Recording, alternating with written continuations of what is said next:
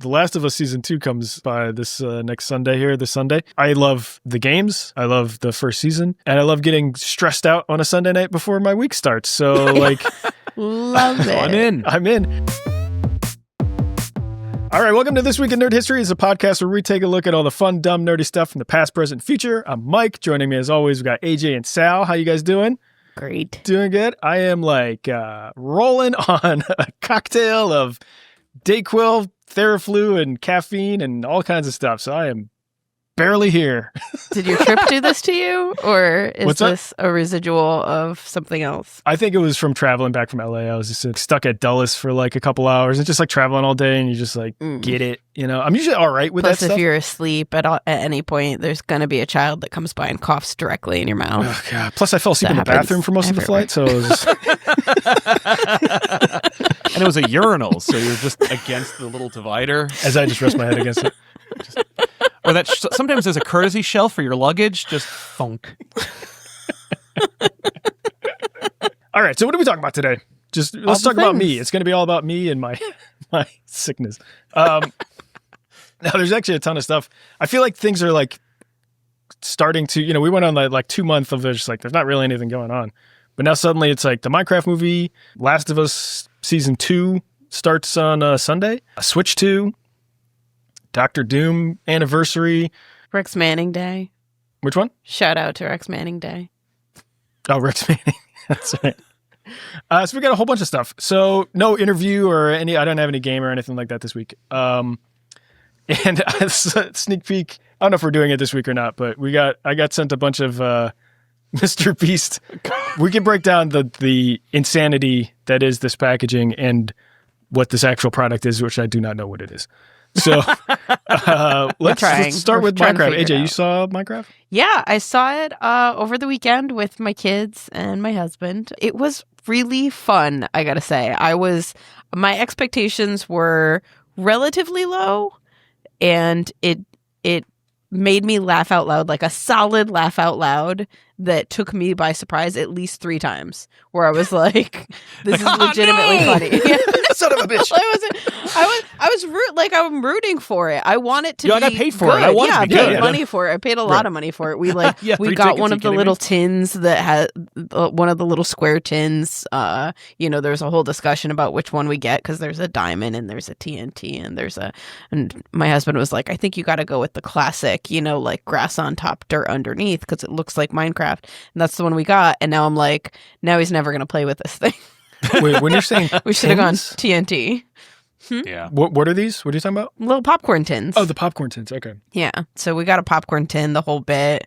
Even went to McDonald's later that day and did the Minecraft Happy Meals and whatnot. Oh. Got them all the accoutrement. But one of the things that I was not expecting was how much people were stoked to be in this movie. So much. It was I think we saw it on Saturday. So it had just been released, there's Thursday previews and then Friday showings. And we're in Stanford. We're not in a big city where people go to things multiple times in a weekend, I think. Well, Stanford is the city that works. I don't know. It is the city that works. Yeah. That's whatever that means. The motto. Is that the mantra? Mm-hmm. That's the logo. The city that works. It works. It's a city. It works. It's no. You could say, please don't close it's the city. down. It works. This is fine. It works. Let's just go. We're cool. It's impressive in and of itself for breaking the record for most money earned by a video game adaptation during its opening weekend. It just made a shit ton of money. Kids went crazy. So I don't remember what the first thing it was that I was like, this is odd. This is happening. I think it was probably the I am Steve when he says, I am Steve. Everybody is saying it along with him, but of course with the wrong cadence and didn't get down the timing at all. They really could have worked better on that. Mm-hmm. But there's all these little things throughout the movie that people were quoting along with the movie, even though it had just come out. So there are things like flint and steel and diamond armor, full set. And of course, chicken jockey was the biggest one. And apparently Chicken Jockey was such a big thing that, like, I saw comments from people online that, like, when people say Chicken Jockey, everybody just starts going nuts. They're throwing their popcorn, throwing their drinks, like, standing up, screaming, whatever, and that, like, cops were called at a couple theaters. Thank God none of that happened. It was just yelling and excitement and cheering and stuff where I was. But there's one quote that I saw. Took my 7-year-old son to see it, but the cinema was absolute chaos. At one point, there was even a drone flying around inside. People were talking nonstop, waving flown flashlights, and cheering at every reference. We left after half an hour. And to that person, I say, that's your loss, man. It was fun. Like, even if there was a drone in my theater, I would have been like, this is insane. But also, I paid for it, so I'm gonna stay. You pay a lot of money to see a movie now. I don't. Yeah. It takes a lot for me to walk out of a movie. I don't know what that thing is, but kids having fun and flying drones is not one of the things that's gonna make me leave a movie. Do you think it's a thing? Because with like Wicked. When everybody's like singing and like louder than the actual like audio in the movie and stuff. Between that and this, do you think like it's part of like a trend or thing? A lot of the things that they were quoting were from like trailer snippets. So there were like little bits that like I had only watched the trailer once, so I didn't know, like I wasn't paying attention to stuff like that. But apparently kids were watching the trailers over and over again, and it was something that was on TikTok that like multiple people were sharing things, and then it just became this like trend that people were like, all right, we're going to show. And it's like a child's version of the Rocky Horror Picture Show where they're just constantly talking at the screen. But it was so much fun for the kids. Like I was there with my 8-year-old, my 3-year-old, and they had an absolute blast the whole time. Absolutely loved it. And I feel like for the most part that I saw reviews that were like, oh, the CGI was terrible and whatever. And I don't think it was terrible. I usually am pretty like annoyed by really bad CGI, and I feel like they did a decent job. I feel like this is something that could be like a rewatchable thing for kids, that it could become something that is not just like now it's big and then next year it's not going to be big anymore. I think they could be like actually loving this for years to come, potentially. That's good. I mean, like I'm a grump in the movie theater. So like if people are like talking and shit and like a phone is lit up, I'm like, this is ruining everything for me right now. I am also like that. But like if I take it to separate it out a bit, it's for kids. The kids are like going fucking crazy with it. That's great. Like if it's, it's good that movie, like I would rather have that movie do well than like have it just fucking tank, and then like the movie theater industry is then in trouble as well for, it just seems more dire that way. So it's great. Like if this is the thing that brings back movie theaters for kids, that's a good thing. Like maybe they could start to get hype about movies again. Yeah, that'd be nice. Yeah. Although I don't want them to think that that's the typical theater going experience. It's just completely losing control of themselves. Yeah.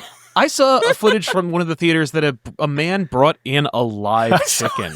He was like on somebody else's shoulders, like holding the chicken. Yeah, I was like, he's jockeying a guy. And he's like, chicken. Yeah. I was like, what is happening? Like we've lost the narrative here. Oh no! I poor saw chicken would be so confused. I know. I'm like, don't do that. Like, just go to Costco, grab a rotisserie chicken, and then just be like, yeah, like that's the way to go with it. The first thing I was thinking was like, that chicken is going back to the rest of the chickens at the end of the night. Like, you're not going to fucking believe what happened. It's either like the greatest moment in that chicken's life or the worst. Or the scariest. Yeah. At least so far. So far, right. Yeah. But yeah, it's like I saw that some of the worst of it actually happened in my home state in New Jersey. There was like a report from like one of the theater like owners who was like, they pulled the seats out. Like, children were like, oh my God, and like ripped the seats out of their stands, and like they bought like the big like comical sized things of popcorn just to throw into the air. And, like I was explaining it to somebody earlier where somebody bought like lotion and sprayed it everywhere, and they were like, why did they shoot lotion? I'm like, oh, it's approximating ejaculate, you see. Mm-hmm. It's the idea being that they were so excited by seeing the chicken jockey that they were ejaculating. And so I would not have put that together. I take back what I said before. I want this movie to tank now just to like, just like a 78-year-old man who's like, I play Minecraft with my grandson. I'm going to go check it out. And you got like 6 rows of just like college freshmen who are just like, okay, we are going to wreck this theater. Because that's what they're doing. Like right now, they're just like, people are going with the intent to like destroy the theater. Right. Oh my God. It shouldn't be the intent. There's so much more to appreciate. Listen, Jennifer Coolidge shows up. She did show up in one of the like final trailers, and I didn't know that until after the fact. But when she showed up on screen, I like lost my shit because she's amazing in everything she's in. AJ's ripping it. That's AJ's moment to rip a chair out. I mean, Stifler's mom! She says this thing. She hits somebody with her car, and then she says, "Don't sue me. People always want to sue me when I hit them with my Jeep Grand Cherokee." And for some reason, that was one of the lines that made me crack up so much. You pulled out your Jennifer Coolidge doll. Yes!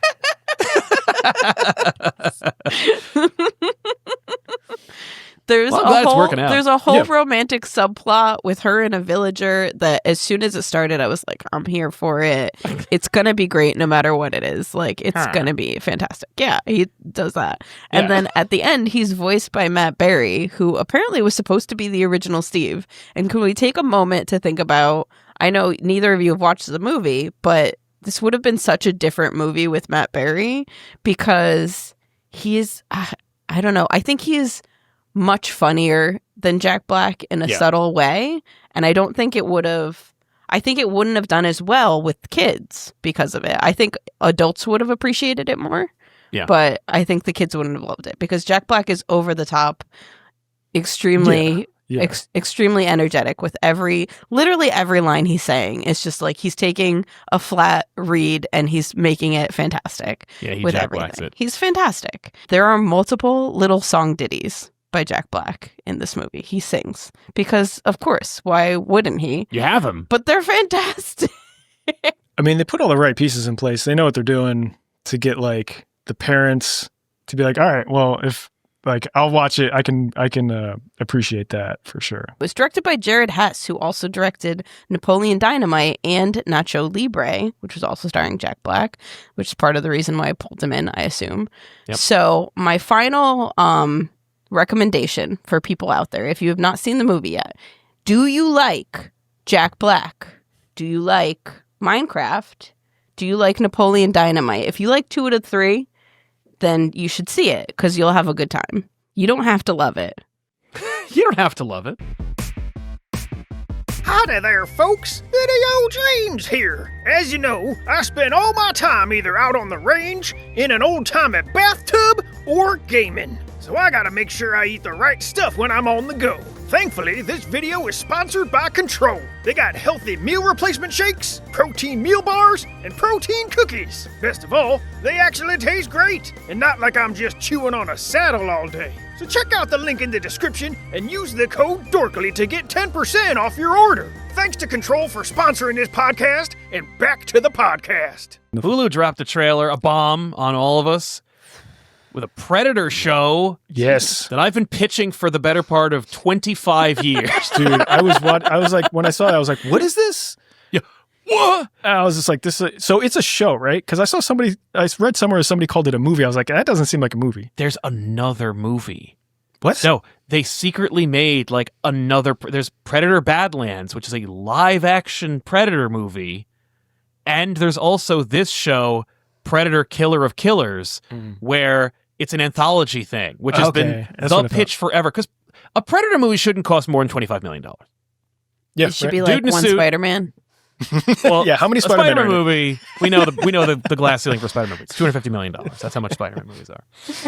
But also, yeah, we base this on the measurement of how much a Spider-Man movie should cost. It should be like one. If you give me 2 Spider-Men in it, and it's gonna. Yeah, now suddenly. We're getting a Predator versus Spider-Man comic, by the way. I'm very excited about that. Holy shit. I know. I'm like, but also this show, which is like, they dropped a trailer on the internet recently, but June 6th, we're getting like an anthology show. Predator versus Vikings, Predator versus like World War I airmen. Samurai. Yeah. And they also pitched, and we're getting Predator versus Pirates.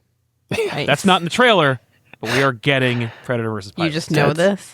I know this because they said it when they like talked about it when the rumblings were coming out. Like when they were pitching it, they were like, "Oh, it's going to be this anthology show," and it like almost word for word has been what I've been saying they should do for like literally anytime there's a microphone on my face. So when do you get a I'm paycheck? I'm like, they need to make a Predator series. It's just a Predator show, 30 to 40 minutes a piece, just mini Predator movies, and the Predator in the Old West, Predator versus Pirates, Predator versus Samurai. Like that's all you need to do. You know, Predator in World War II. That's all. You like. Don't waste any time. Predator versus Vikings. Let's go. Yep. And they're like, oh, that. Here you go. And we'll use like the Spider-Verse kind of animation, which is like, oh, yeah. I know.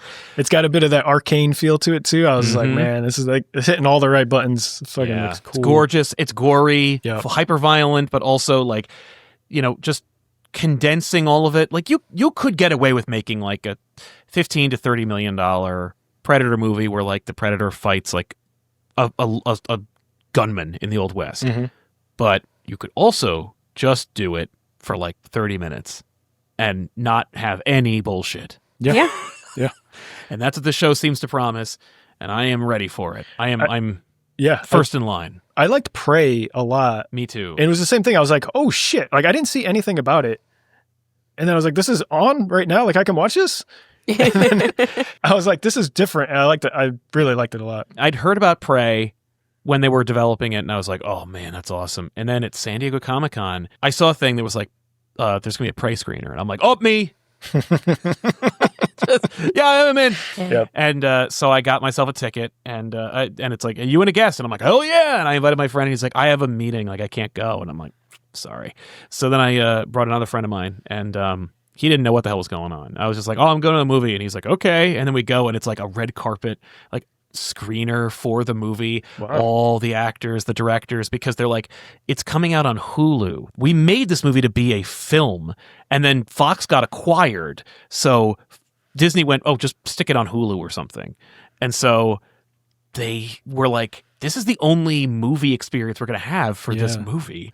And so I first saw Prey in a theater with the cast and crew of Prey. That's cool. That's badass. It was great, and it was awesome, and I was like, yes, and I'm the only guy in the theater like, Predator shows, I'm like, oh, what's gonna happen now? That's the gun for Predator 2. Yeah. And the director's like, that guy. He gets it. It's like kicking a producer, like, see, they understand. My people understand the references. And it was awesome. Yeah, and I was you're in the theater, make it an anthology. You're just like shouting out that idea. Put Pirates and Samurai in this movie. The Last of Us Season 2 comes by this next Sunday here, this Sunday.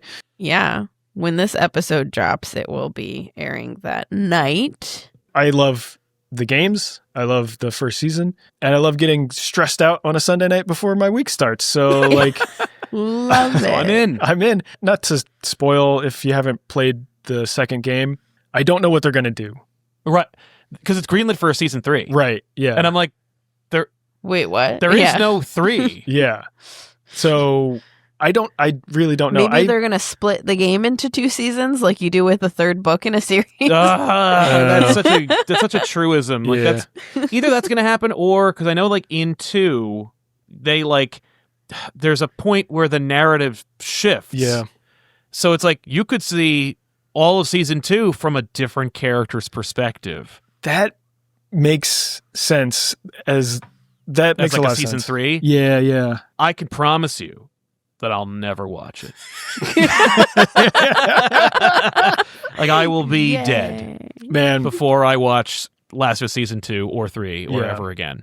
AJ, I don't want to spoil anything. Are you familiar with like what happens in the second? I watched the entire series. It's a great show, and it's like it might be one of the best video game adaptations of all time. I agree, because it like does stuff that hints towards the game, just subtle things in there where I'm like, all right, yeah, that is like the game, without it being like them winking at the camera for 20 minutes afterwards, you know. Those are chicken jockey. Clickers, hey. Clickers. Yeah. Who's got a potted plant?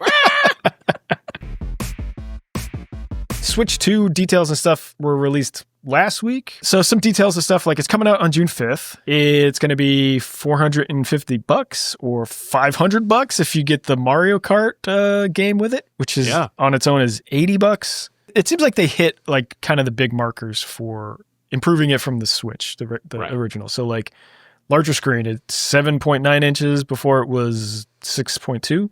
But can it fit in your pocket? I don't. If you have Jinkos. They are coming back. All right, I got to get myself some Jinkos.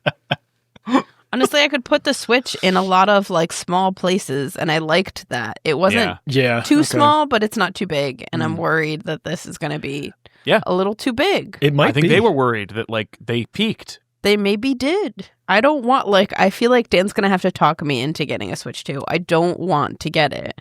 I want to continue playing the games that we have for regular Switch. Yeah. There's so many games that we haven't even finished playing through. We keep buying more games. I do like that a lot of basically anything that you've bought is going to be compatible with the Switch 2, and that's good at least. But do I want to spend an extra $500? I don't really it's stuff that like people can appreciate from like a graphics level more so than like I guess it's part of the experience too, but it's like up to 120 frames per second. It'll do 4K when you connect it to your TV through the dock. Yep. 1080p display. The little Joy-Cons are different now. They're a little bit larger, so it is larger overall, AJ, so I don't think it's going to fit in a pocket. But if the old Joy-Cons are also compatible with it, that's bonus because we bought enough. Like I have like a separate remote, and I have I have other side pieces that I bought specifically so that we could have our whole family of 4 play eventually. I want these things to be compatible so that I don't have to rebuy all of the controllers. I don't know for sure, but it doesn't seem like it is because it's got like that magnetic hookup now. Give me it. And but even if it like just interacts with it wirelessly, that'd be nice. Okay. Yeah, just probably. You can have multiple controllers wirelessly hooked up to the Switch now, which is how it all works. Yeah. So it should, in theory... Nintendo, don't fuck me on this. I feel like it would. Don't fuck me on this, Nintendo. I know. There's a thing. There's a new thing too. Like it seems fun if like this is your thing, but like the USB-C connector at the top, you can connect it to a camera that you can buy separately. That's right. And so like there's a party element or like social element to it as well. So it's mainly just like it'll show your face and like your reaction, like either like classic, like in a little corner, or to like connect it to, it's not showing it on your actual like character, but it's like your picture next to them. And that's sort of just like if you're playing with a bunch of friends, like Mario Party or something like that. My main issue stems from the like normalization of $80 games. And I know like my wife was one of the people who was like, well, they've been $60 for like, like 30 years, like what do you expect? And I'm like, I don't have any money. Yeah. I expect them to stay that way until digital game being $80. They're like, oh, and all digital until games minimum wage goes up. I think the game should stay the same price. Yeah, and I was like, I don't think that's too much to ask. Right? I also like saying, oh, only digital, like all digital games are gonna be $80. I'm like, well, congratulations, because I'll never buy one. Yeah, like that's just a straight up decision. Like it's just for me, it's just a invisible wall. I'm like, oh, you hit the number. Like, I'm never going to buy a game again. I'm out. That's I'm out so completely. sad. It would be like if, like, individual comic books, they were like, oh, for every monthly book, it would be $10. You can buy them used at GameStop after they've been played for a while. I mean, how's it going to work now, though? If it's a digital game, like, it's all kind of going into that territory of, like, you don't actually own this game. You don't even own it. It's like, so I'm paying $80 to rent a game until, like... Until they decide that they're not going to use it. Like kosher to have that game, or they decide like, oh, they're going to like retract some change. That's or, like, why I like to have physical games. Yeah, like Dan is quick to download games on the Switch, and I'm like, no, I want a physical, actual game because they can take that away at any point, and I don't trust people. I'm so anti-technology. There's a track record for that. I don't trust anybody. Exactly. Yeah. I trust no one. It's not a slam dunk. Like it's not like this would be a thing that people could be really excited about if it weren't for the hefty price tag and the like normalization of digital games being $20 more than they usually are. And it's like that. Like you picked kind of the worst time to make this announcement. Like I know people were like waiting for it. I know here at Dorkly it was like, when does Switch to come out? When are we doing this? And they think we have the inside track. But like I this all comes from our inside track of knowledge, right? Yeah, of course. But they probably should have waited like maybe another 6 months. Like, instead of the Switch 2 coming out in June, maybe I don't know, November. I know. I mean, 4th of July is like a good gift giving year, right? That's a fantastic gift giving day. You know, right over you're handing each other things over hot grills, and you want to make sure you get some like small compact gifts. I like to Just have a dropped right on new top. piece of electronic equipment with me whenever I go to a 4th of July party, just so Absolutely. I can get Yeah. it covered It's a staple. with ketchup and mustard and relish. I'm going to keep it over and by all the the nooks and fireworks. crannies. So yeah, go out and make your own choice. I don't know. What do you want from us? What do you want from us? Let us know in the comments. Look, I got an actual prompt here. Are you going to get the Switch 2? Or if you're on the fence, like, what would Why? be your decision making? Like, what would make you get the Switch 2? That's fair, What's gonna yeah. tip you over the edge? I thought your prompt is going to be, what do you want from me? I mean, for me personally, That's a good what do you want from me? What's your problem? What do you? I mean, I feel like there would have to be a really cool looking game come out for me to like be chomping at the bit to get it. the new cart looks fun. The thing that like I'm not a Mario Kart person. I've never been. The best time that I ever had playing Mario Kart was when I got so high that I was driving my cart backwards the wrong way on the track, and everybody finished and I was just driving, and then they were like, AJ, you're holding the controller I've upside never down. felt so free. That was the best, and I can't top it, so who cares? What's the point after that? Yeah. Oh my God. I was on vacation with, every year we go on vacation with Holly's family. I love And this. they've got kids, a big family with like nieces and nephews for us and stuff. And they're all kind of similar ages. And they're hyper competitive family. And there's a Mario Kart tournament. And I'm drunk, like full on drunk. And I was winning, and I'm making kids cry. And I'm like, between matches and stuff, I'm like Skyping everybody at the office, just like bragging about it and stuff. And then the next year, We're all in the office like, Mike is just wiping the floor with these kids. crushing these stupid kids. what I didn't realize, again, or I underestimated, was that competitive nature. Those kids had a whole year of me in their fucking crosshairs. The next year, I did not bring my A game to it, but I got wiped out super early. I didn't even stand a chance. And they were all like talking shit beforehand to me specifically. I'm like, guys, Jesus. You became their collective I really enemy. shook the hive They here. all strapped in. They put in a good 30 to 40 hours a week. Oh, they were carting working at it. They're all just really to good. get to We're you. gonna take out this guy. Yeah. Even just like the youngest girl destroyed me. Like she was just like, she was prepped for it. It was hilarious. It was embarrassing. But I was just like, Yo, I put 800 hours into Rainbow Road this year. Yeah. I know. You're going down, motherfucker. And not to make excuses, but like the last time I played it was the year before. Right. That's the only time I played it. Yeah. You're like, look, kids, They didn't want to hear that. They Time didn't- for this. Uncle Black's got a poop. Bring the game in. I'll take a poop with the game. Hang on. It's the Switch. I can play remote. And I just pass out in the kitchen. Yeah.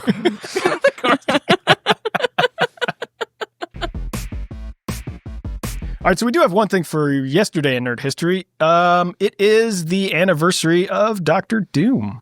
Yeah. Just to So- give you a date, sorry. Sure. April 10th, 1962 is when he first appeared. It's pretty sweet. Doctor Doom is old as hell and still just as more relevant than ever. I guess. I don't know. He's a cool character who's arguably one of the best villains that Marvel has. So much so that like anytime that they have an opportunity in either the comics or cartoons, they're like, just pull out Doctor Doom. Like, just put him in front. Like, let's make that the deal.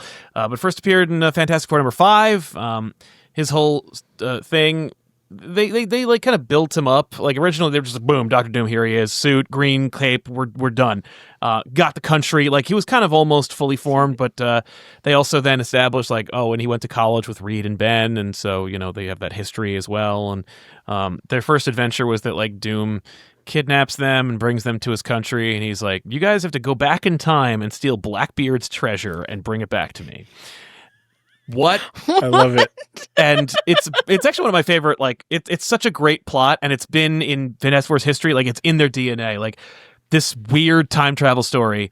We've seen him in a couple of different forms throughout the year. There's been a ton of cartoons. The Spider-Man cartoon from the '80s famously shoved him in there. classic Spider-Man villain, Dr. Doom. I don't know why, but they always like he's in he like there's like 8 different cuts in both intros to Dr. Doom, and I'm like, Green Goblin maybe, I don't know. But yeah, Doom is like just such a great villain for the Marvel Universe. Like he's, you know, you got the whole lethal weapon diplomatic immunity angle going. You could tell any story with Doom. He's a really cool guy. Now being played by Robert Downey Jr., who will probably do his Sherlock Holmes impression. Yeah. To do that. It'll be, you know. Yeah. I'm very curious about that. I didn't read a lot of like Fantastic Four stuff, so I didn't really know. Neither did I. Like when I was a kid. Yeah, like, my introduction. But even was then, like I was like, movies. Dr. Doom though. Like he's cool. And then I started to get like, oh, he is like a very I didn't realize how popular he was, or how powerful. Like it almost like overpowered in a way. I was like, Jesus Christ, he's like a crazy sorcerer, and he's like, you know, all this kind of stuff. But yeah, Doom was always like on the top. When they made 1984's Secret Wars, which is just an excuse to make an action figure line through comic book form. Basically, Space God takes superheroes and supervillains, puts them on a planet full of nothing, and goes fight each other, and whoever wins gets everything they want. And Doom is like, and everyone's like, okay, well, the villain's like, oh, well, I want like money or women or power, and the hero's like, I want to go home. Let's figure this out. And Doom is like, who is that guy? And like, how do I get his power? And so the book turns into like, it's just this, it's fun. You see these figures smashing each other, but by the end, Doom kills God, takes his power, and goes like, it's all mine. And it's spectacular. Such a weird story. And then, of course, Hickman did Secret Wars again in 2015, and it's like kind of not the same thing, but it's all about Doom again. And Doom becomes God, and Doom like runs everything. And you know, he's the ironically the engine of his own demise and destruction, as he always is. Like, you know, his hubris always gets in the way. Thinking about like the that latest Fantastic Four, the Fan Four Stick, whatever, you know, oh God, that yeah. one with their version of Doom, like those kind of decisions. Like I could get in a way how Ben looks. The thing it was just like big hulking thing of rocks. Like I get that sort of modern, you know, interpretation of it, but like the version of Doom in that, I was like, what? I don't even understand. AJ, I don't know if you know, like I don't know how familiar you are with just like the classic Doom look. Not of familiar it, at all. sort of this like metal mask kind of thing with just like, you know, eye holes and stuff and like a frowny mouth. That's super simplifying it, but it's a cool design. It is like that version of Doom. It reminded me of, you know, that movie Cloudy with a Chance of Meatballs, which I love. You know how he's got the spray-on shoes where it's like glittery and like a little translucent? Yes. Like that's what his face looked like to me, where it was just sort of, I was just like, I don't know what this is. Arguably, the best on-screen Dr. Doom of all time is from Roger Corman's Fantastic Four from 1993. Really? Because it's him. Like the suit is 100% accurate. They didn't mic him. Like, if you've ever seen it, and Disney Plus needed to do this during the pandemic, and they didn't, and that's where they really dropped the ball. But like, I know that movie is somewhere. Like because the movie was made just so that the company could own the rights to Fantastic Four and make a real movie. But there is a movie there, and you can watch it for free on YouTube right now. But and it's so campy. Like, just remember that Jurassic Park came out around the same time. and you'll see this movie, you're like, oh, this is cute. Like, what was this, like 81, like 76? And it's like 1993. Like, it's 2 years after Terminator 2. This is like college students made this. It's nice. Yeah. And but he looks great. But they recorded him on the day. So he's like, I'm Doom. And it's like, you didn't do an ADR? Oh, they didn't do ADR. No ADR for Doom. But he had a mask, so it could have been easy to do. So he sounds like he's just, hey, I wear the mask. Like, what? You can't understand him half the time. Oh, my God. I'm like, bravo. I Like, this is mean, amazing. realistically, okay. Oh, he would this is sound what like I'm gonna that. be Yeah. You'd be like, what? realistically, he would sound like that. Yeah, but Doom is so, like, arrogant. He would If have, like, a somebody microphone decided in to it. keep it just because they're like, you know what? This is what he would fucking sound like if he had this dumb mask on. That's how We're going he for would authenticity in this picture. Sound. We're going for it. Yeah. I love Yeah, it. that movie is accurate in a lot of ways, which is like, it is the most faithful adaptation of Fantastic Four. That's hilarious. Out of the many 3, Fantastic Four movies 4. they've made.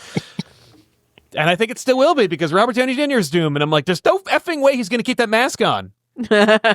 Right? Yeah, right. You don't cast Robert Downey Jr. to have him in a mask the whole time. Right. Ironically, of course, he's Iron Man. Yeah. What's the chances it's a nanotech mask that just goes about 800%. Effing a million. Yeah. I would love it if, if they Mandalorian him, where it's like Robert Downey Jr. is Doom when they show him and in voice alone. Right. And the rest of the time, it's a other guy in there. Yeah. So he wears the mask and, Downey just phones it in for the next 6 years. Yep. That's okay with me because Doom wears the mask. I'd be fine with that. There's no way they're going to do that either. I know. They'll kill him in movie 3. Oh. But yeah, Dr. Doom's birthday. Marvel released this cute little video, which is weird. I'm like, where's these coming from? But they made they made one for Spider-Man just not too long ago, where it's like Ms. Minutes from the TVA is like narrating these little cartoons that are explaining I the love story. Ms. Minutes. Yeah, I'm like, okay, it was I'll cool. go watch I that. watched All it right. today. I was like, oh, this is kind of nice. I like the Yeah, animation. it was Send me like, anything, Miss Minutes. Tell me about the downfall of man. I'll be happy. It's like more than happy to. Yeah, they did one for Spider-Man. They told you the origin of Gwen Stacy's death, and I was like, wow. A couple of points of interest you were wrong about here, but okay. But Dr. Doom, I was like, wow, they did this. They're going to keep doing this. This is cute. Money was spent, which is definitely really weird for Marvel. Yeah, right? No, But I appreciate it.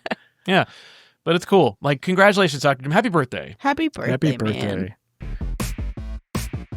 All right, so that's it for this week. Thanks for watching. Thanks for listening. If you're listening to us on Apple Podcasts, Spotify, wherever you get your podcasts, give us a like, give us a listen. I saw something on here.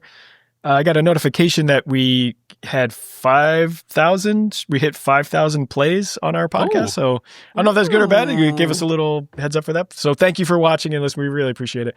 If you're watching this on YouTube, give us a like, give us a comment on, I already forget what our prompts were before. Something about what's your problem or something like that. So, What's your problem with me? Do you want to? Are you going to get a Switch too? Yes, and if thank you. not, what are the roadblocks that are stopping? that's probably more appropriate. What do you want from me? What do you want? What's your deal? What's your deal? I was texting Sal on the flight out to LA. I always have delusions of grandeur that I'm going to get work done on the plane and I just watch movies. So I watched Alien Romulus, which I liked. Yeah. But my first complaint, I texted Sal, I was like, I don't appreciate the gratuitous face hugger dong. And there's a lot, not a lot, but there was a couple shots in a row. I was like, all right, man. It's right in there and it's all floppy and moves around quick and it's right down the throat and everything. I was like, oh. I mean, Alien is all sexual violence. The movies all are like that. It's inescapable. Mm-hmm.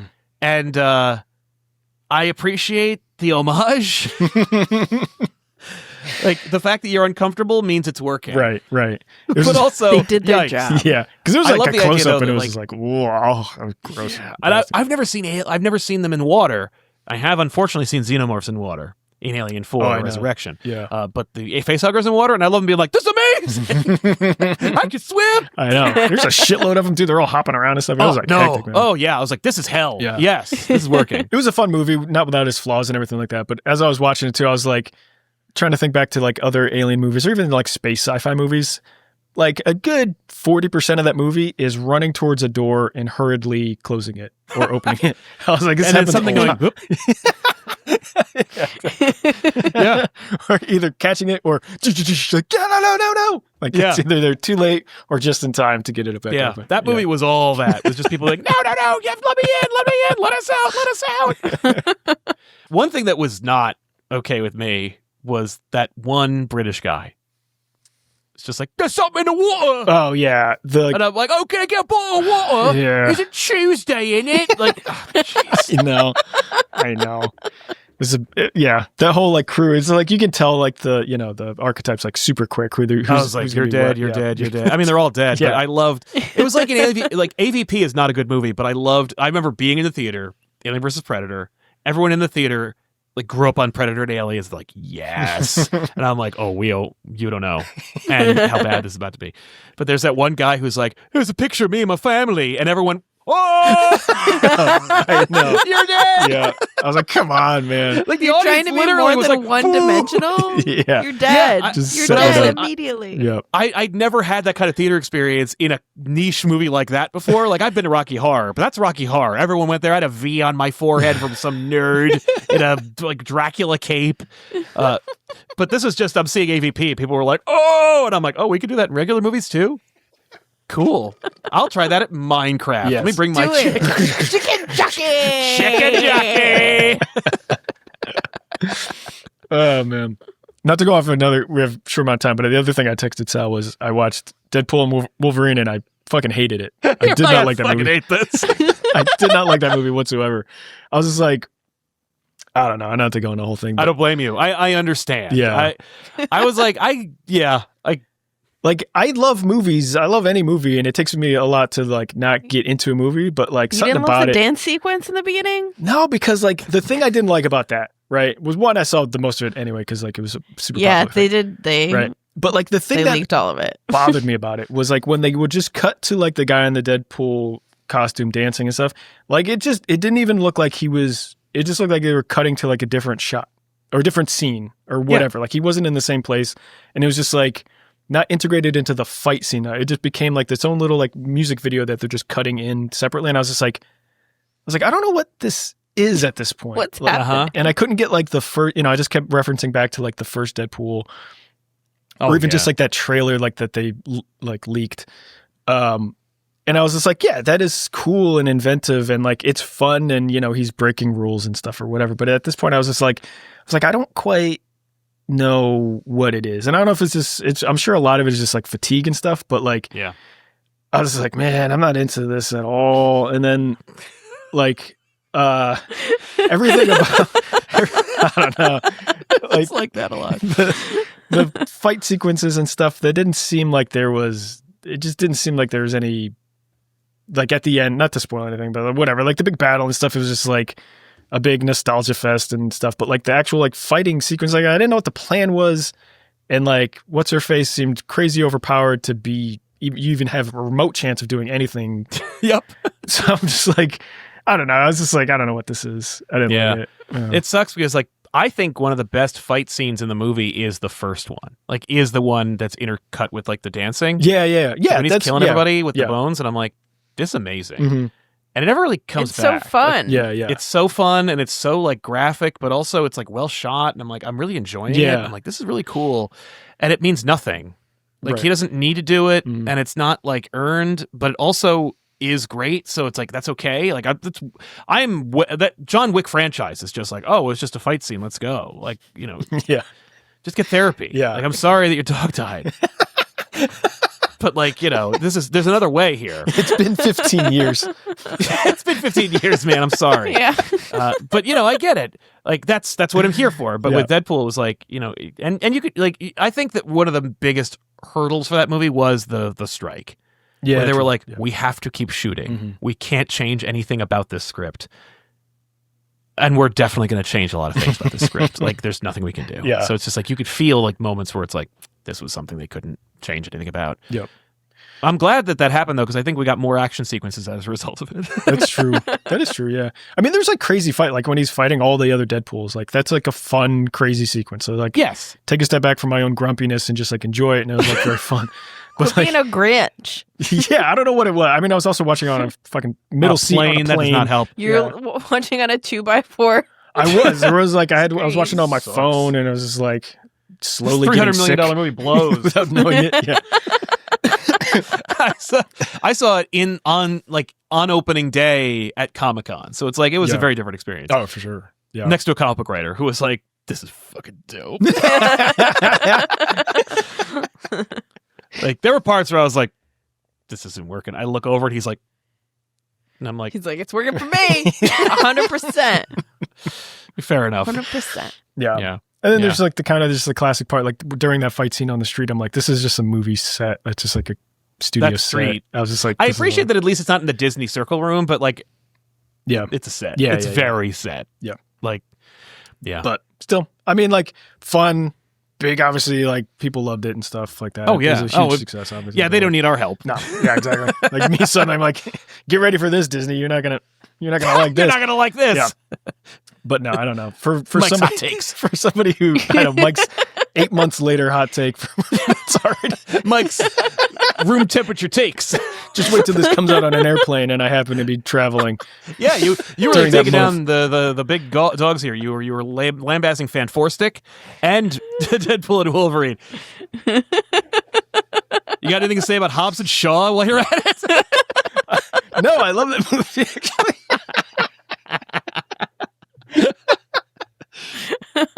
I didn't see it. It's fucking fun. That one's I gotta fun. tell you, it's Tango and Cash. I've never seen a Fast they're and Furious movie in fucking my so life. stupid. Those are so stupid. Yeah. Hobbs and Shaw is like dumb on purpose, like fun 80s action movie, where the other ones, it's like they take themselves way too serious Yeah. because it's Vin Diesel. But the other ones, it's just like fun and stupid and over the top. That's and great. You buy it. That was the one I almost saw, where I was like, "Oh, good, you're just gonna do this. That's fine. Yeah. Keep it going." And like, I guess it didn't make $1 billion. Right, yeah, like, right, oh. yeah. It's a good standalone thing, however loosely they try to tie it back into whatever, but that's its own thing. But it's worth a nonsense watch for no stakes. Yeah. Hey, meowser. All right, that's my grumpy Mike complains about. Grumpy Mike's lukewarm taste. Grumpy Mike's lukewarm takes 8 months late. Cartoon. If you could like, It says like 2023 over the top. 2015 on your t-shirt.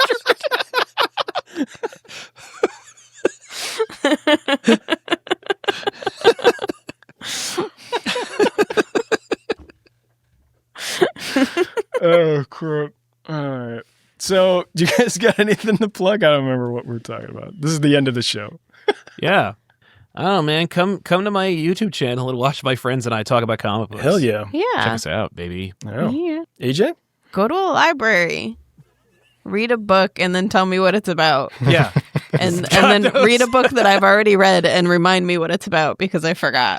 There you go. Help AJ, please. Oh. Speaking of books, I haven't had a chance to read it yet because it came in just before I left. Mike Drucker, comedy writer, Yeah. big video game fan. His book just came out. Ooh. He is on like Twitter and Blue Sky, I think, but he's hilarious. So I'm a big fan of like the stuff that he writes and his jokes and stuff like that. So I'm very interested in that. That just came out like a week ago. So check it out. Nice. I'm going to try and read it at some point in the next couple weeks and I'll let you know how it is. But if you're into video games and comedy, I can guarantee that's going to be very funny. We like you. We hope you like us. Who's talking? I heard that I meow. know. Yeah, that's Kelley. Meow. Meow. She's an old calico, so her voice went from to she sounded like Snarf's like older uncle. Right? That's what you sound like. That's you. That's how you talk.